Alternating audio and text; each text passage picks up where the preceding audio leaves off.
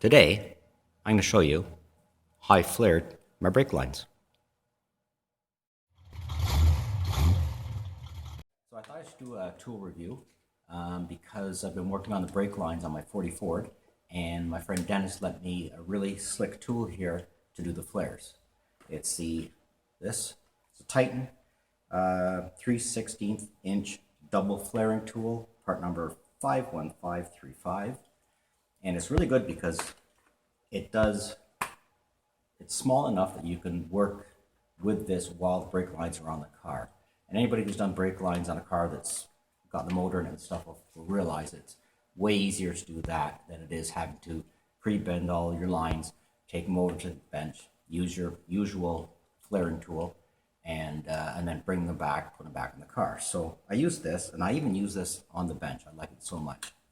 Only downside, of course, is the fact that it only does one size, 3/16, whereas most flaring tools that we're used to do multiple different sizes. Anyhow, I'll do some flares, show you how it works. Okay, so let's see what we got in the package. Instructions, the actual flaring tool,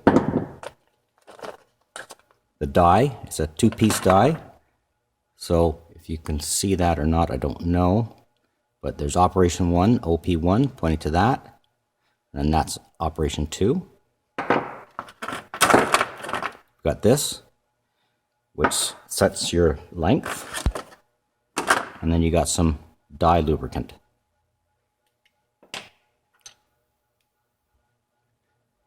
So the tools I use is a 10 mil socket, small ratchet, and a 17 mil wrench. So first thing you need to do is to loosen these off, get your tube. I'm using nickel copper here, and I don't know if I'm hoping you can see in there. Maybe the light's not great. You can see a bit.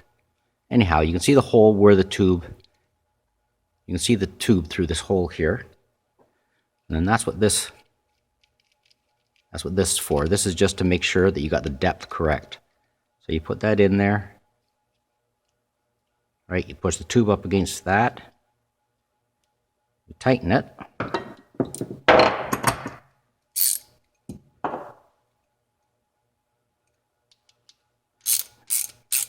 You don't have to go stupid tight. It did leave a mark when I went stupid tight on it. Anyways, I don't know if you can see in there, probably not. But that butts up against the end of that. So we take this out. And then we go to Operation 1. Operation 1, which is that end. We put a bit of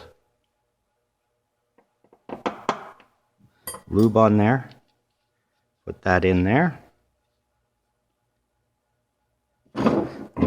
We tightened this down to that. So I got my 17 mil.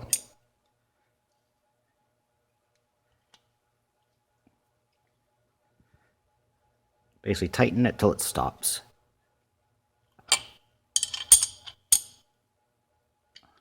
All right, then loosen it.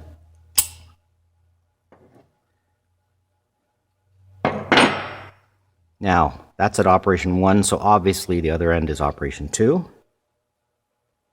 Dip it in the lube.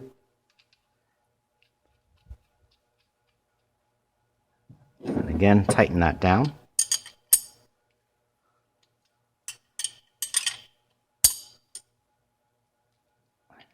That. Loosen it off.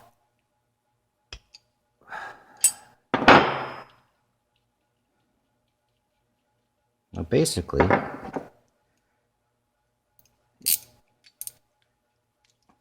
your double flare is now done. Obviously, to get it out, you got to loosen these off quite a bit more because you've got to pull this die apart because now it's flared, it's not just flat. And wipe off the lube there. And there's your finished flare. Now obviously I have a short piece here. I didn't put a fitting on this end, but obviously you would you would have your fitting put on first before you make the flare. Well, not that way around, obviously. That way around. So, this is one of the tubes I'm going to be using to bench bleed my master cylinder. So anyways, like I say, the only downside to this tool is it is only for one size, but it's just beautiful. It's absolutely beautiful. So, totally recommend it.